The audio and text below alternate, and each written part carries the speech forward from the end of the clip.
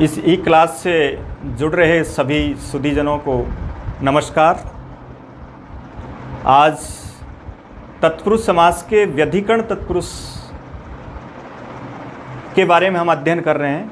कल हमने व्यधिकरण और समानाधिकरण के अंतर को बताया था कि किस तरीके से हम व्यधिकरण और समानाधिकरण के तत्पुरुष के उदाहरणों को पहचान करते हैं। तो उसमें मैंने एक बात बताई थी कि दोनों पदों के मध्य में अगर कोई कारक चिन्ह या परसर्ग आता है तब वो तत्पुरुष समास व्यधिकरण की श्रेणी में चला जाएगा, और जब कोई परसर्ग का प्रयोग नहीं होगा दोनों पदों के बीच तब वो हमारा समानाधिकरण तत्पुरुष अर्थात कर्मधारी की श्रेणी में चला जाता है। तो आज उसका प्रथम जो भेद व्यधिकरण तत्पुरुष है उसके प्रथम बिंदु पर चर्चा कर रहे हैं। सबसे पहले तो व्यधिकरण तत्पुरुष के 6 भेद हैं जो द्वितीय तत्पुरुष से लेकर के सप्तमी तत्पुरुष तक चलेंगे। सबसे पहला व्यधिकरण तत्पुरुष का भेद द्वितीय तत्पुरुष है। यद्यपि हम कारक चिन्हों के अनुसार व्यधिकरण के द्वितीय, तृतीय, चतुर्थी, पंचमी, षष्ठी और सप्तमी तत्पुरुष का पता लगा सकते हैं, लेकिन फिर भी कुछ शब्द विशेष ऐसे हैं जहाँ चिन्ह का प्रयोग नहीं होने पर भी, यानी चिन्ह की ऐसी स्थिति नहीं आने पर भी हमको संबंधित तत्पुरुष ही बताना होता है। जैसे एक उदाहरण पढ़ेंगे, मान लो जैसे लोकहित एक शब्द पढ़ा। अब यहाँ चाहे इसके मध्य में लोक का हित ऐसा का परसर्ग दिखाई दे रहा है, लेकिन फिर भी इस तरह के उदाहरणों में उन चिन्हों के आधार पर नहीं, पाणिनि के द्वारा बताए गए नियम के आधार पर हमको वहाँ द्वितीय, तृतीय आदि नाम तत्पुरुष का नाम देना होता है। यद्यपि यहाँ लोक का हित ऐसा अर्थ हो रहा है, लेकिन फिर भी पाणिनि के नियमानुसार यहाँ चतुर्थी तत्पुरुष ही होगा। लोक के लिए हित ऐसा ही अर्थ हम करेंगे, क्योंकि उन्होंने सूत्र विशेष के आधार पर हित के साथ चतुर्थी तत्पुरुष माना है। इसलिए पाणिनि के सूत्रों के आधार पर कुछ ऐसे भी स्थान हमको मिलेंगे जहाँ उस तरह का चिन्ह दिखाई नहीं दे, फिर भी हमको वहाँ उसी तरह का तत्पुरुष बताना होता है जैसा पाणिनि ने माना है। इसलिए यहाँ कुछ विशेष शब्दों के बारे में हम पढ़ेंगे कि इनके साथ हमको द्वितीय तत्पुरुष करना है और इनके साथ तृतीय तत्पुरुष करना है, चतुर्थी तत्पुरुष करना है। हालांकि इनके अलावा अगर कहीं पर कोई दूसरे उदाहरण आते हैं और उनमें अगर चिन्ह विशेष के आधार पर देखा जाता है तो वहाँ उन चिन्ह विशेष के आधार पर हमको संबंधित तत्पुरुष बताना होता है। तो सबसे पहले देखिए द्वितीय तत्पुरुष को पढ़ रहे हैं, पहला भेद व्यधिकरण तत्पुरुष का। तो देखिए द्वितीय तत्पुरुष को कर्म तत्पुरुष भी कह सकते हैं, और हिंदी में तो द्वितीय तत्पुरुष नाम नहीं होता, उसको कर्म तत्पुरुष ही कहते हैं।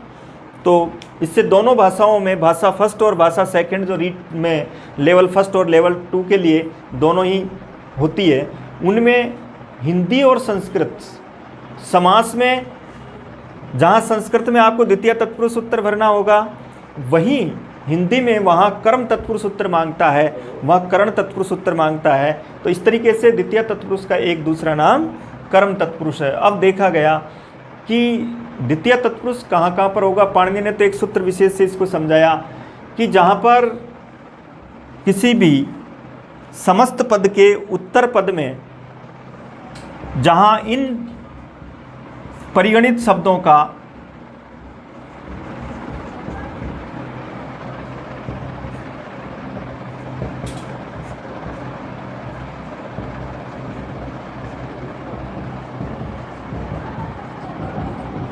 इन शब्दों का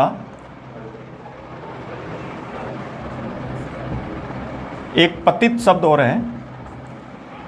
एक सूत्र लिखा पाणिनि ने, द्वितीया श्रिताति पतित गतात्यस्त प्राप्ता पन्नई। यानी इस सूत्र में आए हुए जो शब्द हैं, श्रित शब्द है, अतीत शब्द है, पतित शब्द है, गत है, अत्यस्त है, प्राप्त है और आपन्न है। तो इन शब्दों का अगर उत्तर पद में प्रयोग होता है तो द्वितीयांत के साथ वहाँ समास हो, अर्थात इनके साथ जब समास समस्त पद दिखाई देगा, इसका मतलब उनमें हमको द्वितीय तत्पुरुष उत्तर भरना है, जिसके उत्तर पद में इन शब्दों का प्रयोग हो। अब यहाँ ये जो पतित शब्द है इसका प्रयोग पंचमी तत्पुरुष में भी मिलता है। इसलिए वहाँ ये ध्यान रखना है कि जहाँ पतित का मतलब पतित से तात्पर्य द्वितीय तत्पुरुष भी होता है और पतित होने पर पंचमी तत्पुरुष भी होता है।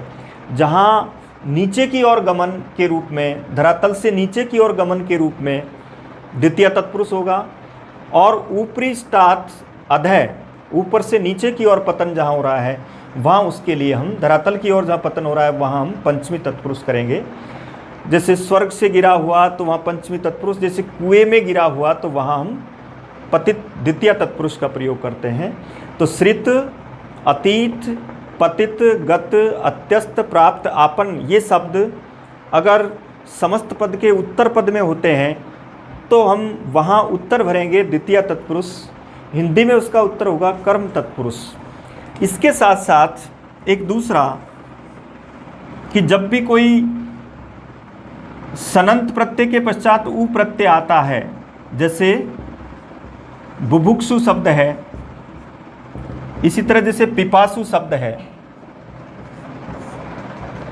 इसी तरह दिद्रक्षु शब्द है, इनके साथ भी अगर किसी शब्द का समास हो रहा है तो वहां पर भी हमको द्वितीय तत्पुरुष उत्तर भरना है।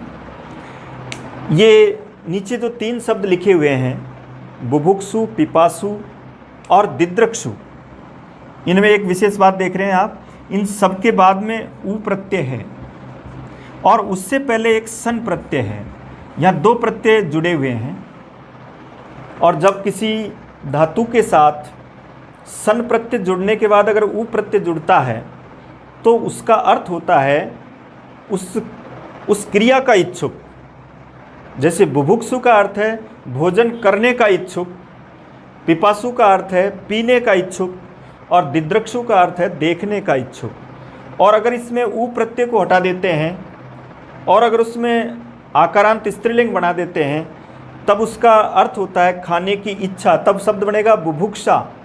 तो इनसे दोनों शब्दों में आप तुलनात्मक अर्थ देख सकते हैं। कभी कभी हिंदी में भी इस तरह के प्रश्न आते हैं कि भाई पिपासा और पिपासु में क्या अंतर है। तो पिपासा का मतलब प्यासा, पीने की इच्छा रखने वाला, और पिपासु का अर्थ है पीने की इच्छा रखने वाला, और पिपासा का अर्थ है पीने की इच्छा। उ प्रत्यय जोड़ने पर उसका कर्ता हो जाएगा। दिद्रक्षु का अर्थ है देखने का इच्छुक, और दिद्रक्षा का अर्थ है देखने की इच्छा। ऐसे कई शब्द बन सकते हैं। बुभुक्षु में भुज धातु है, पिपासु में पा धातु है, दिद्रक्षु में द्रस धातु है, क्री धातु में चिकीर्षु बनेगा। इस तरीके से सभी में अगर से के पश्चात उ आ रहा है, इसका मतलब वो सन प्रत्यय के पश्चात उ है, और इनके साथ भी हमको द्वितीय तत्पुरुष उत्तर भरना है। तो ये तो एक नियम था कि इसके आधार पर द्वितीय तत्पुरुष। अब इसके उदाहरणों के बारे में देखते हैं कि कोई भी ऐसा उदाहरण है, जैसे मान लो एक उदाहरण लिखा आपने, ये एक शब्द है जैसे जीविका प्राप्त है। अब पूछा गया कि बताओ जीविका प्राप्त में कौन सा समास है। तो अब हम व्यधिकरण तत्पुरुष पढ़ रहे हैं। एक लाइन में हम याद रख लें कि इन शब्दों का प्रयोग अगर उत्तर पद में आता है तो उसका उत्तर हमको द्वितीय तत्पुरुष भरना है। इसलिए यहाँ देख रहे हैं हम, यहाँ प्राप्त शब्द आ रहा है और यहाँ भी प्राप्त है, इसका मतलब इसमें हम द्वितीय तत्पुरुष करेंगे। तो जब शब्द जुड़ा हुआ आ रहा है और समास पूछा जा रहा है तो इसके आधार पर ये उत्तर भर दो। अब दूसरी बात क्या होती है, इसका वो विग्रह पूछ सकता है। तो विग्रह के रूप में याद रखें, व्यधिकरण तत्पुरुष का विग्रह बहुत सरल होता है, उसमें कभी गलती नहीं करें। उसमें आपको क्या करना है, जैसे आपको पता लग गया कि ये द्वितीय तत्पुरुष है, तो ऐसी स्थिति में अब इस शब्द को तो आप इसमें कोई चेंज करेंगे नहीं, ये जैसे इसमें लिखा हुआ वैसे का वैसे अलग लिख देंगे विग्रह करते समय। और उससे पहले जो शब्द आ रहा है उसमें आपको पता लगा कि द्वितीय तत्पुरुष है, तो उसमें आप द्वितीय विभक्ति लिख देंगे, इसलिए ये जीविकाम हो जाएगा। तो जीविकाम प्राप्त, ये इसका विग्रह हो गया। अब जब विग्रह, मान लो कभी कभी ऐसा भी आ जाता है कि इस विग्रह से क्या समस्त पद बनेगा, तब और भी आसान है। तब हमको क्या करना होता है, बाद वाले शब्द को वैसे के वैसे लिखते हैं और इसमें जो विभक्ति आ रही है उस विभक्ति को हटा देते हैं और उसका मूल शब्द लिख देते हैं। तो इसका मूल शब्द क्या है, जीविका, इसलिए जीविका प्राप्त है। तो इस तरीके से समस्त पद हुआ और ये इसका विग्रह हुआ। उन शब्दों को देख करके द्वितीय तत्पुरुष उत्तर भरा और विग्रह करवाया गया तो उसमें हमने द्वितीय विभक्ति भर दी। इसी तरह से जैसे ये लिखा श्रित के रूप में लिखा, जैसे राम श्रीता लिखा जैसे मैंने। अब देखिए राम श्रीता, चाहे अर्थ कर दें हम राम के आश्रित, तो उस के चिन्ह से यहाँ फर्क नहीं पड़ रहा है, या सिर्फ हम इन शब्दों से द्वितीय तत्पुरुष उत्तर भर रहे हैं, इसलिए यहाँ श्रित शब्द लिखा हुआ है। श्रित के जगह पर स्त्रीलिंग में श्रीता हो सकता है, पुल्लिंग में विसर्ग आ सकता है, श्रीते भी हो सकता है, श्रीता भी हो सकता है, श्रीतम भी हो सकता है। अगर वो पुल्लिंग है तो विसर्ग आ जाएगा, स्त्रीलिंग है तो श्रीता हो जाएगा, नपुंसकलिंग है तो श्रीतम हो जाएगा, और अगर वो बहुवचन है तो श्रीतानी हो जाएगा, विसर्ग आ जाएगा। यहाँ किसी भी विभक्ति का प्रयोग किया जा सकता है, कोई से भी लिंग का प्रयोग किया जा सकता है, उसका उस समस्त पद पर कोई प्रभाव नहीं पड़ेगा। इसलिए यहाँ जैसे श्रीता लिखा है, तो मैंने एक बात पहले ही बता दिया आपको कि व्यधिकरण तत्पुरुष में उत्तर पद में जैसा लिखा है उसको कभी नहीं बदलें और उसको वैसे का वैसे लिख दें। तो इसको आपको श्रीता लिखना है, और जब पता लग गया कि ये द्वितीय तत्पुरुष है तो ऐसी स्थिति में इसमें आप द्वितीय विभक्ति भर दें। राम शब्द है तो रामम हो जाएगा, तो रामम श्रीता, यानी राम के आश्रित। जैसे राम श्रीता सीता अस्ति, तो यहाँ स्त्रीलिंग है सीता, इसलिए उसके लिए श्रीता शब्द आएगा। इसके बाद देखिए, जैसे मान लो पुल्लिंग शब्द बनाते हैं, एक शब्द लिखा ये कृष्ण श्रीत है, ये पुल्लिंग शब्द है, श्रीत है। अब इसका विग्रह किया आपने, तो यहाँ पहले पद में द्वितीय विभक्ति लिख देंगे कृष्णम, और उसके बाद लिखेंगे श्रीत है। श्रित पद अगर बाद में आ रहा है द्वितीय तत्पुरुष उत्तर भरें। इसी तरह से अतीत शब्द है, अतीत यानी बीता हुआ, तो जैसे दुख में बीता हुआ, दुखम अतीत है, तो दुखातीत है। अब इसमें देखो अतीत शब्द समास में मुख्य बात क्या होती है, समस्त पद को देख करके ये बताना है आपको कि कौन सा समास है। तो सबसे पहले जो विशेष समास है उनकी जो मुख्य पहचान है उसको देख लो। दुखातीत देखा जैसे आपने, और इसको देख करके कहा कि सबसे पहले हम अव्यय भाव समास की तरफ चले, क्यों केवल की तरफ चलना ही नहीं, 3-4 उदाहरण उसके। तो अव्यय भाव आप पढ़ चुके हो, तो अव्यय भाव तो इसमें होगा ही नहीं, क्योंकि यहाँ विसर्ग का प्रयोग है, तो विसर्ग वाले उदाहरण अव्यय भाव के नहीं होते हैं, इसलिए यहाँ दुखातीत में अव्यय भाव नहीं है। इसका मतलब तत्पुरुष पे आ जाओ। फिर आपने व्यधिकरण तत्पुरुष में पढ़ाया आपको कि भाई द्वितीय तत्पुरुष में ये शब्द होते हैं, तो उन शब्दों की एक बार निगाह करें कि लास्ट में अगर वो शब्द है कि नहीं है। तो यहाँ अतीत शब्द मिलेगा आपको, तो अतीत शब्द के आधार पर हम द्वितीय तत्पुरुष भरेंगे। और जब द्वितीय तत्पुरुष उत्तर हो गया तो पहले पद में द्वितीय विभक्ति भर दें और इसको लिखें दुखम अतीत है, इस तरीके से विग्रह कर दें। अब यहाँ कोई भी शब्द आ जाए, गुणातीत आ जाए, गुणम अतीत है, सुखातीत आ जाता है, सुखम अतीत है, इस तरह का विग्रह कर देंगे।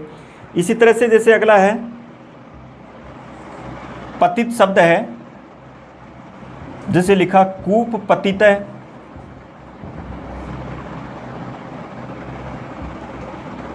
तो अब देखिए जैसे तड़ाग पतित है,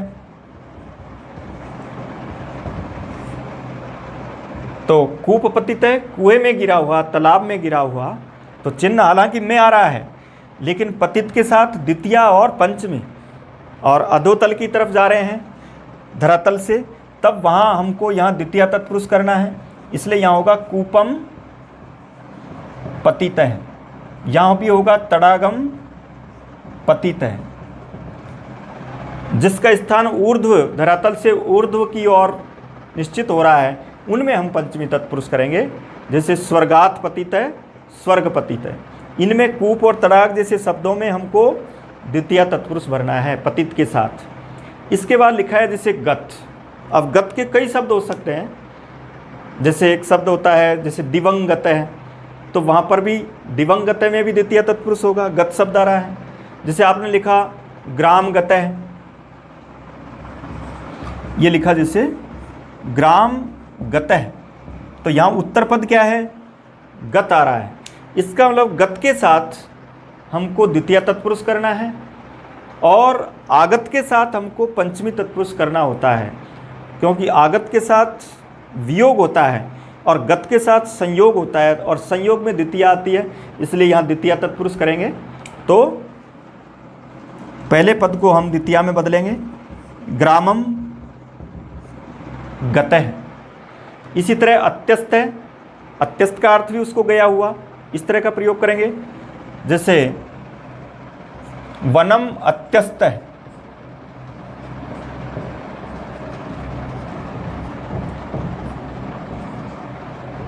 वनात्यस्त है। इसी तरह जैसे प्राप्त शब्द है, प्राप्त का उदाहरण हमने पढ़ लिया है। प्राप्त और आपन्न दोनों पर्यायवाची हैं। आपन्न का अर्थ भी उसी प्राप्त के रूप में होता है, जैसे धनापन्न, अर्थात धनम आपन्न है। प्राप्त और आपन्न शब्द अगर बाद में आते हैं तब द्वितीया तत्पुरुष है। पाणिनि ने आगे एक सूत्र और बताया कि अगर प्राप्त और आपन्न शब्द अगर पहले भी आ जाते हैं तब भी वहाँ द्वितीय तत्पुरुष होता है। इसलिए दो शब्द ऐसे हैं यहाँ, प्राप्त और आपन्न, जो आगे और पीछे दोनों ही तरफ आने पर, यानी प्रथम पद और उत्तर पद में आने पर उनको द्वितीय तत्पुरुष होता है। लेकिन उत्तर पद में तो हमेशा द्वितीय तत्पुरुष होता है। पूर्व पद में प्राप्त और आपन्न आने पर वहाँ बहुब्री समास भी होता है, जैसे प्राप्तोदकः। इस तरह का जो उदाहरण करते हैं हम, प्राप्तोदकः, तो यहाँ प्राप्तम उदकम यम्स है, यहाँ बहुब्री समास है। इसलिए अगर उत्तर पद में आता है तब तो हमको द्वितीय तत्पुरुष ही भरना है, और पूर्व पद के रूप में आता है तो वहाँ बहुब्री भी हो सकता है और द्वितीय तत्पुरुष भी हो सकता है। दोनों राइट करें उसमें। अगर कोई एक ही ऑप्शन मांग रहा है तो वहाँ फिर उसमें आप ऐसा देख लें कि अगर वो जैसे नपुंसकलिंग शब्द है और उसको विसर्गांत हो रहा है तब वहाँ उसको पहले बहुब्री के रूप में उत्तर भर दें, और सामान्य से कोई उदाहरण है तब आप उसको द्वितीय तत्पुरुष भर दें। अगर जीविका और विद्या जैसे कुछ उदाहरणों को समझाया गया और वही उदाहरण आए तब तो आपको द्वितीय तत्पुरुष ही भरना है। जैसे जीविका प्राप्त है अथवा प्राप्त जीविका है, तो प्राप्त जीविका में भी आपको द्वितीय तत्पुरुष ही भरना है। लगता बिल्कुल बहुब्री जैसा है, लेकिन इस शब्द को वहाँ जो सूत्र पाणिनि ने दिया है, प्राप्तापन्ने च द्वितीया, उसमें इस उदाहरण को लिखा है, इसलिए इसके साथ तो हमको द्वितीय तत्पुरुष ही भरना है। इस तरह के जो अन्य उदाहरण आए वह हम बहुब्री की तरफ चल सकते हैं अगर प्राप्त शब्द पहला है। तो ये प्राप्त और आपन्न की एक स्पष्ट व्याख्या है कि किस तरीके से हमको कहाँ पर कौन सा उत्तर भरना है। और उसके बाद में एक और उदाहरण है इसमें, जैसे बुभुक्षु, पिपासु, दिद्रक्षु। अब इनके पहले कोई भी कर्म की वस्तु आएगी, जैसे भोजन करने का इच्छुक, जल पीने का इच्छुक, तो उनके साथ भी हमको द्वितीय तत्पुरुष करना है। जैसे बुभुक्षु शब्द है मान लो, अब इसके साथ मैंने एक शब्द लिखा, ये अन्न बुभुक्षु लिखा, और पूछा गया कि इसमें कौन सा समास। तो याद रखो कि जहाँ सु आएगा यानी सन प्रत्यय प्लस उ और उसका अर्थ उसका इच्छुक है, तो वहाँ भी आपको द्वितीय तत्पुरुष भरना है। इसमें आपको अन्नम में द्वितीया करनी है, अन्नम बुभुक्षु, ऐसा करेंगे। इसी तरह जैसे जल पिपासु, एक उदाहरण लिखा, ये जल पिपासु, तो यहाँ भी देख रहे हैं आप बिल्कुल बुभुक्षु जैसा शब्द है। ये चारों शब्द एक जैसे हुए, बुभुक्षु, पिपासु, दिद्रक्षु, चिकीर्षु। तो इनके पहले जो शब्द आ रहा है समास में, उसमें भी आपको द्वितीया करनी है। तो जल पिपासु का अर्थ हुआ जल को पीने का इच्छुक, तो यहाँ पहले पद में आप द्वितीया भर दें, तो ये जलम और ये पिपासु, ये इसका विग्रह हुआ। और इससे जब समस्त पद करेंगे तो इसका मूल शब्द लिख दो जल, और उसके आगे पिपासु जोड़ देंगे और उत्तर भरेंगे यहाँ द्वितीया तत्पुरुष। तो इस प्रकार द्वितीय तत्पुरुष में इस तरीके से हमको उत्तर भरना है। इनके अलावा भी अगर कहीं पर कोई दोनों शब्दों के बीच में कर्म कारक जैसी स्थिति मिलती है पहले पद में और को चिन्ह जैसा परसर्ग दिखाई देता है अन्य उदाहरणों में, जो इनके अतिरिक्त हो, जो किसी दूसरे सूत्र के द्वारा भी प्रभावित नहीं हो रहा हो, तो वहाँ भी हम द्वितीय तत्पुरुष भर सकते हैं। इस प्रकार हम द्वितीय तत्पुरुष को पढ़ सकते हैं। अब इसके बाद तृतीय तत्पुरुष को देखिए। अब देखिए तृतीय तत्पुरुष, द्वितीय तत्पुरुष में हमने पढ़ लिया, केवल दो तरह के नियम थे, दो तरह के शब्द थे उसमें, उन शब्दों को याद रखना है। अगर वो उत्तर पद में आते हैं तो द्वितीय तत्पुरुष भरना है। व्यधिकरण तत्पुरुष का विग्रह बिल्कुल सरल होता है, जिस प्रकार का तत्पुरुष होता है उस तरह की विभक्ति पहले पद में लिख दी जाती है। तृतीय तत्पुरुष भी बिल्कुल उस जैसा। यहाँ इस तरीके से पढ़ें इसको। तृतीय तत्पुरुष में 2-3 नियम हैं जिसको हम इस तरीके से 3 भागों में बांट सकते हैं। सबसे पहला जो इसका तृतीय तत्पुरुष का जो प्रथम बिंदु है, जिसमें पाणिनि ने एक नियम बताया कि जहाँ पर एक कर्त्री कर्णे कर्ता बहुलम,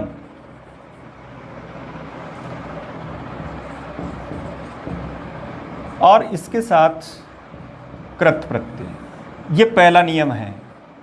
इसको अच्छी तरह समझें, ये ज़्यादा महत्वपूर्ण है, क्योंकि दूसरा और तीसरे नियम में तो कुछ शब्द हैं उनको देख करके ही बता देंगे, लेकिन इसमें हमको शब्द फिक्स नहीं है, इसमें दूसरे शब्द भी उस नियम से आ सकते हैं, तो इसको समझना ज़रूरी है। इसमें बिल्कुल सरल है वैसे तो, कि पहला जो आपका पद है वो या तो कर्ता होगा या करण होगा। अब कर्ता और करण को आसानी से देख सकते हैं। कर्ता का मतलब काम करने वाला, और करण का मतलब जिससे काम किया जाता है। जैसे कर्ता राम हुआ, किसी का नाम हुआ, कोई व्यक्ति कार्य करने वाला। करण जैसे कोई साधन हुआ जिसके द्वारा वो कार्य किया जाता है, जैसे नेत्रों से देखता है तो नेत्र कर्ण हुआ, और देखने वाला क्या हुआ, कर्ता। तो कर्ता हो या करण हो। उसके बाद जो दूसरा पद है वो इस तरह का होना चाहिए। ये मैं आपको पहले पढ़ा चुका, इसलिए ये क्लास आपकी उसमें सहायक होगी। कृत प्रत्यय मैंने आपको पढ़ा दिया पहले, जो धातु से जुड़ते हैं। तो यहाँ कृत प्रत्यय भी थोड़ा सा परिगणित हो गए, निश्चित हो गए कि सभी नहीं। यहाँ ज़्यादातर कौन से, कि एक तो इस तरह का प्रत्यय तय प्रत्यय, एक ज़्यादा से ज़्यादा इसमें यत और ण्यत प्रत्यय, अधिकतर इन 3 के उदाहरण। इसको यहाँ कृत समझें आप एक तरह से, सभी कृत नहीं समझें। ज़्यादातर उदाहरण तो इसके होंगे और कुछ उदाहरण यत और ण्यत के भी हो सकते हैं।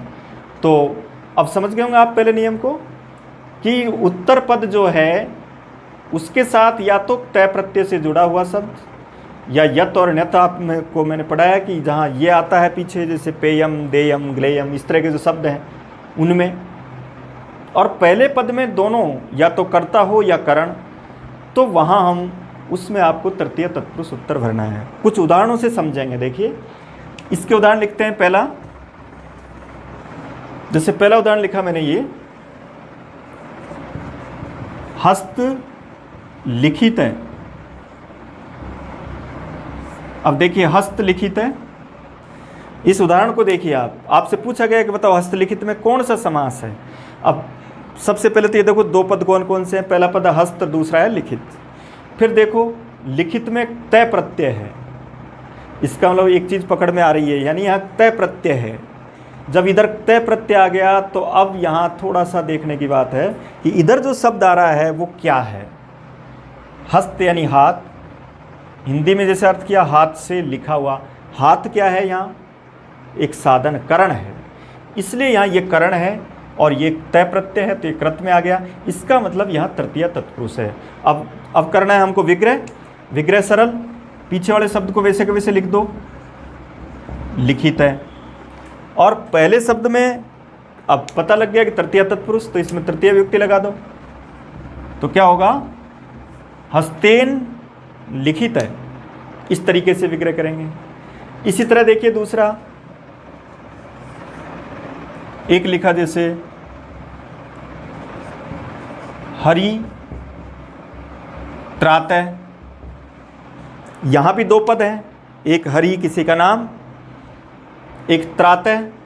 त्रातः में पता लग रहा है आपको तय प्रत्यय है, इसलिए यहाँ हरि के द्वारा बचाया हुआ, तो यहाँ हरि करता है, इसलिए इसमें तृतीय विभक्ति लगा देंगे। हरिणा, हरि की तृतीय हरिणा, और इस शब्द में कोई चेंज नहीं करेंगे, त्रातः।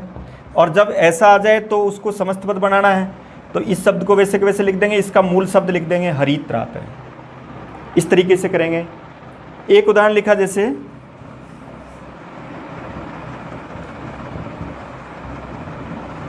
लिखा परशु छिन्ना।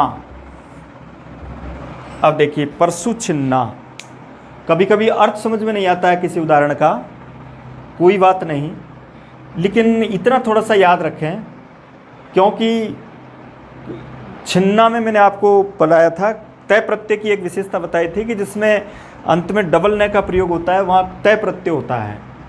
तो एक तरह से इसकी पहचान हो गई कि एक तय प्रत्यय है। अब परशु का मतलब छिन्ना का मतलब छिन्न भिन्न जैसे अर्थ करते हैं हम, जैसा भी आए वैसा अर्थ करें, तो वहाँ इससे कटा हुआ ऐसा अर्थ हो गया, इसलिए यहाँ ये करण है।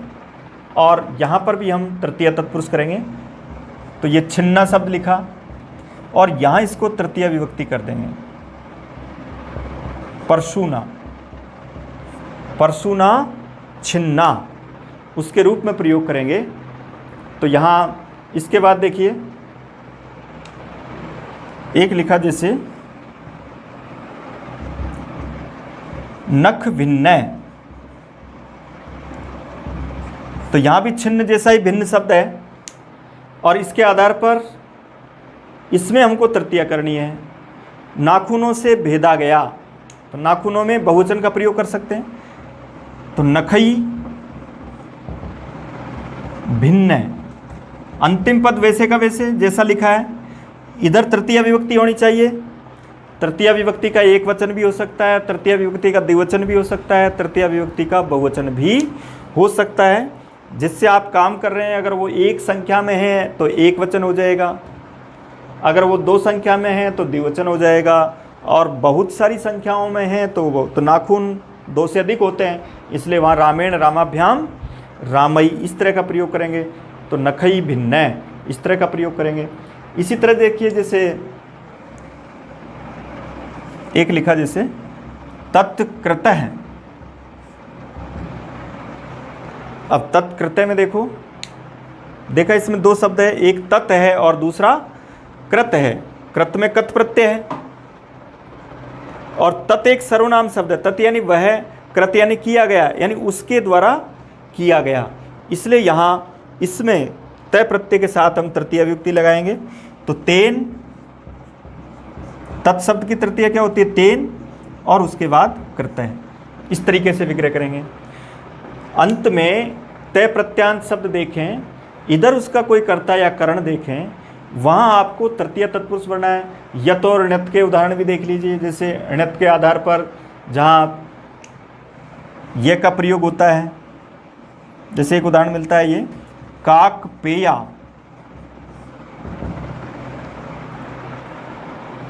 पेया में यत प्रत्यय है, और यहाँ यत प्रत्यय के रूप में ध्यान से देखें कि यत प्रत्यय के रूप में यहाँ इसमें ये कर्ता है और उसमें तृतीय विभक्ति आ जाएगी। काकेन पेया, अगर बहुवचन करेंगे तो काकई पेया। तृतीया विभक्ति होनी चाहिए, एक वचन भी हो सकता है, द्विवचन बहुवचन किसी का भी हम प्रयोग कर सकते हैं। तो वहाँ ऑप्शन में जैसा द्वितीय तृतीय चतुर्थी पंचमी आएगी, उसमें आपको तृतीय वाला भरना है। अगर बहुवचन है तो भी राइट कर दें, एक वचन है तो भी राइट कर दें। कव्वे, कौवों के पीने के योग्य, यानी जिसको कव्वे ही पी गए, इतना सा जल, ऐसी नदी, तो ये निंदा अर्थ के रूप में प्रयोग किया गया। इसी तरीके से जैसे एक लिखा वातच्छेद्यम, अब छेद्यम में ण्यत प्रत्यय है, छिद धातु से ण्यत प्रत्यय करेंगे तो छेद्यम आएगा, और वात यानी हवा, तो इसमें तृतीया कर दें, वातेन छेद्यम, वातेन छेद्यम। तो यहाँ तृतीय होगी वात शब्द में, और ये छेद्यम में आपका ण्यत प्रत्यय। तो तय, यत, ण्यत, इसके आधार पर देख लें कि जहाँ पर इस तरह के जो तय प्रत्यय के उदाहरणों को पढ़ेंगे, हम जब प्रत्यय पढ़े थे तो उनके उदाहरणों को देख लें कि डबल न के रूप में इस तरह का आता है, तय के रूप में आता है, और यत और ण्यत के उदाहरणों को देख लें, जैसे पेयम आता है, छेद्यम आता है। तो उनके साथ इधर अगर कोई समास है कर्ता और करण के साथ, तब वहाँ हम तृतीया तत्पुरुष समास करते हैं। इस तरह के और भी कई उदाहरण कर सकते हैं, हाथ से लिखा हुआ, आँखों से देखा हुआ, कानों से सुना हुआ। जैसे मान लो ये आता है कर्ण श्रुता, तो अब समझ जाओ कर्ण यानी कान, श्रुता यानी सुना हुआ, तो कर्णाभ्याम श्रुता, कर्णाभ्याम श्रुता। अब इस ये विग्रह है तो समास बनाएंगे तो मूल शब्द लिखेंगे कर्ण और दूसरा शब्द जोड़ देंगे तो कर्ण श्रुता, इस तरह का प्रयोग हो जाएगा। कर्ण श्रुता आता है तो एक बार थोड़ा सा अर्थ कर लें। कर्ण यानी कान होता है, श्रुता यानी सुनी गई, यानी कानों से सुनी गई। इसका मतलब यहाँ तृतीय तत्पुरुष तो कर्णाभ्याम श्रुता, इस तरीके से प्रयोग करेंगे। नेत्र दृष्टा, नेत्रों से देखा गया।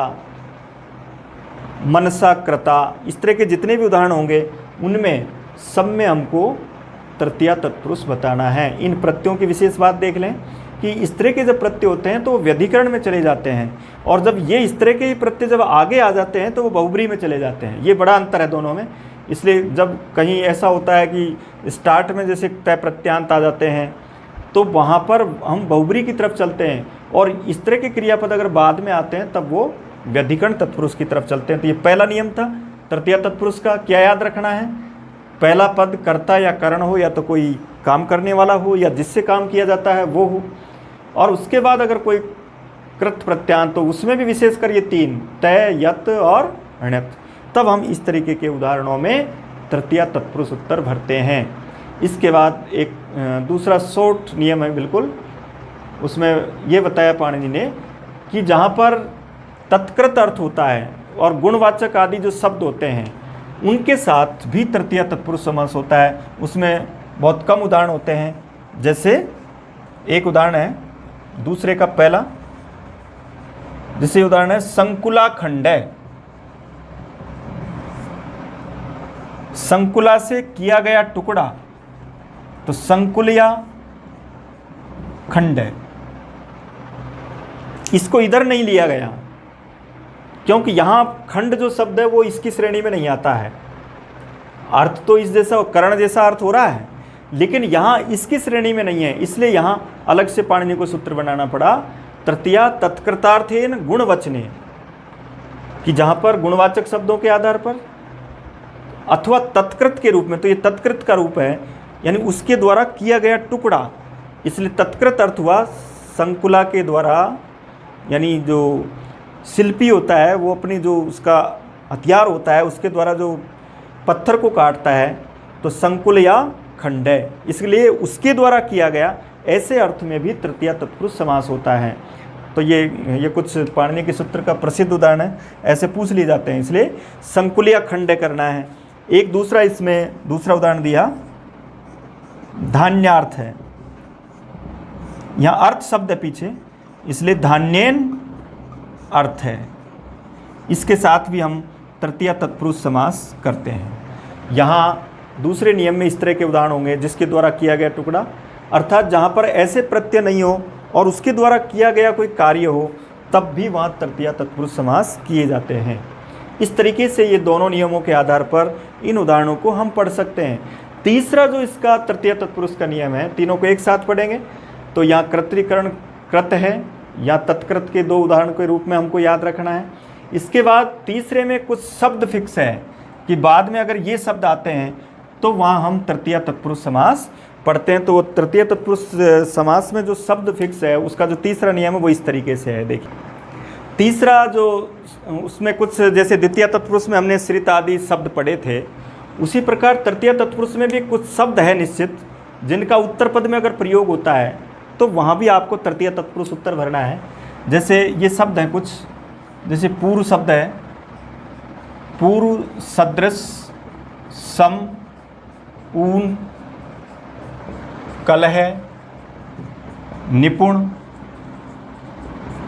मिश्र और श्लक्षण।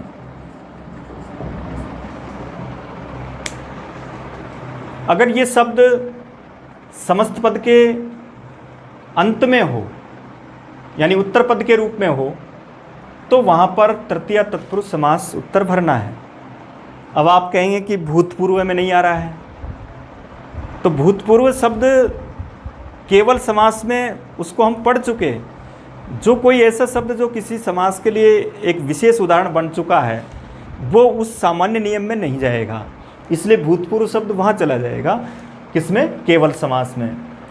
यहाँ पर इस तरीके से प्रयोग करना है कि जब उनके अलावा जो विशेष उदाहरणों को आप किसी सूत्र में पढ़ चुके हैं उसके अतिरिक्त जितने भी उदाहरण हैं वो इस श्रेणी में आएंगे। अब तो यहाँ जैसे उदाहरण लिखा आपने,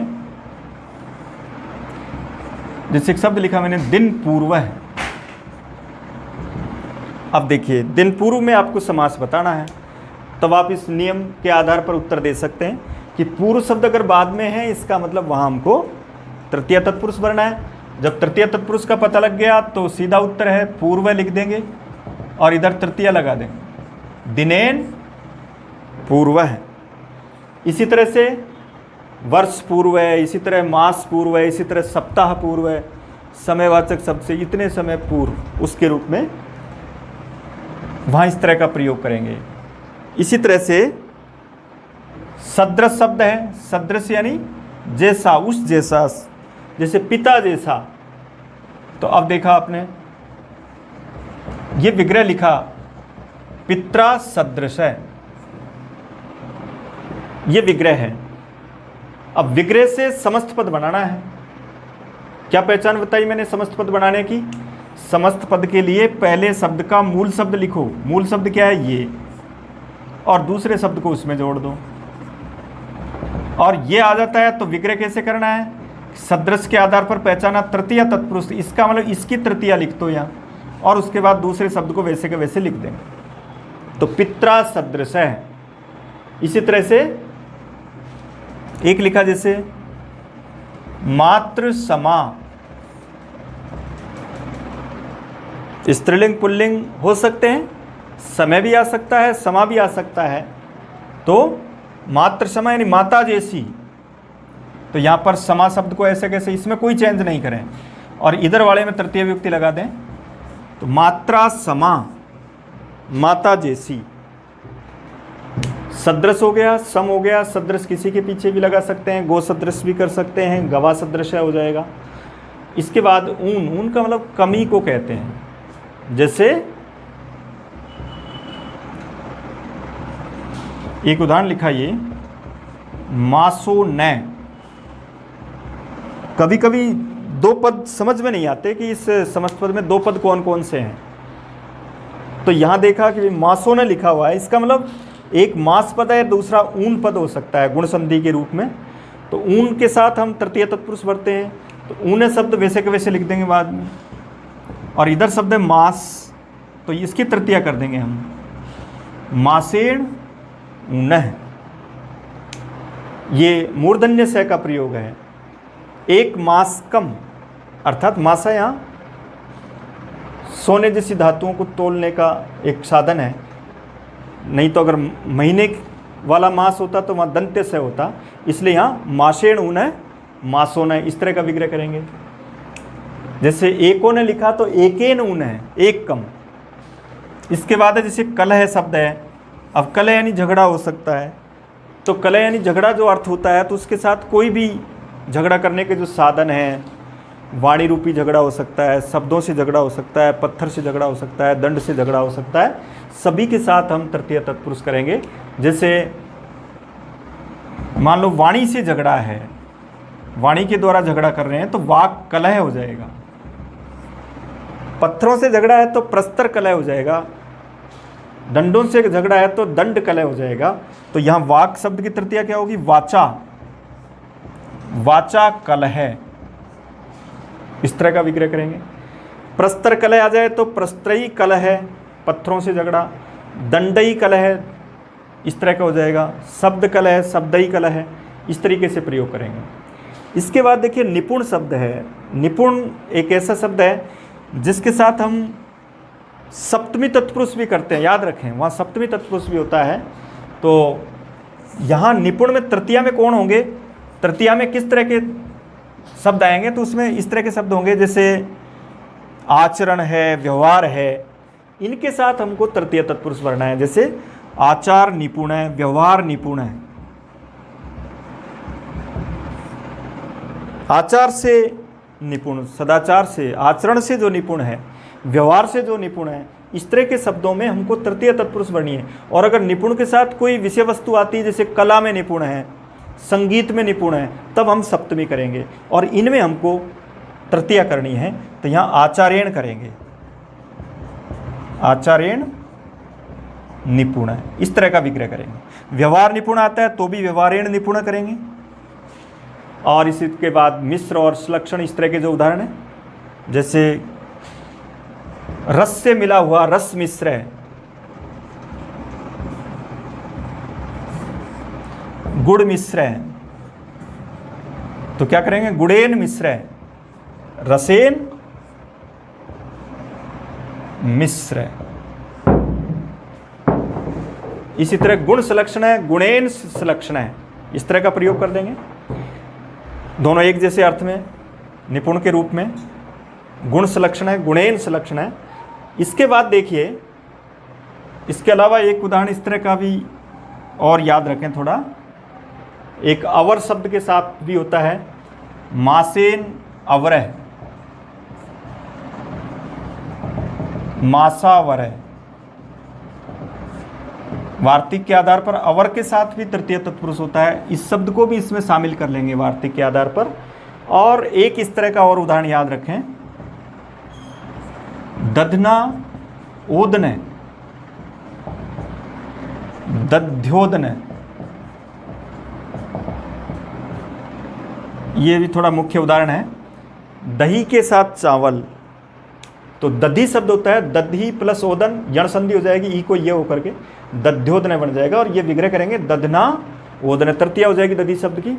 यानी यहाँ कहने का मतलब ये है कि अगर कोई दो भोज्य पदार्थों से कोई मिश्र करके कोई भोजन सामग्री बनाई जाती है तो उसमें भी हम तृतीय तत्पुरुष करते हैं। इसलिए दधना ओदन, दध्योदन, जैसे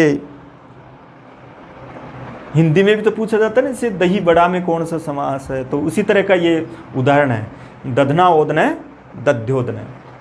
तो ये भी मुख्य उदाहरण है। इसके आधार पर यहाँ भी आपको तृतीय तत्पुरुष भरना है। इन शब्दों को बाद में देखें, उत्तर पद के रूप में अगर ये शब्द आते हैं तो वहाँ हम तृतीय तत्पुरुष उत्तर भरेंगे। इस तरीके से द्वितीय तत्पुरुष और तृतीय तत्पुरुष के समस्त उदाहरणों को आप पहचान सकते हैं। इसके आधार पर कर्तरीकरण वाले उदाहरण और भी बढ़ सकते हैं, वहाँ कोई भी क्रियापद आ सकता है, उससे पहले कर्ता और करण आ सकते हैं। इस तरीके से द्वितीय और तृतीय तत्पुरुष समास को पढ़ें।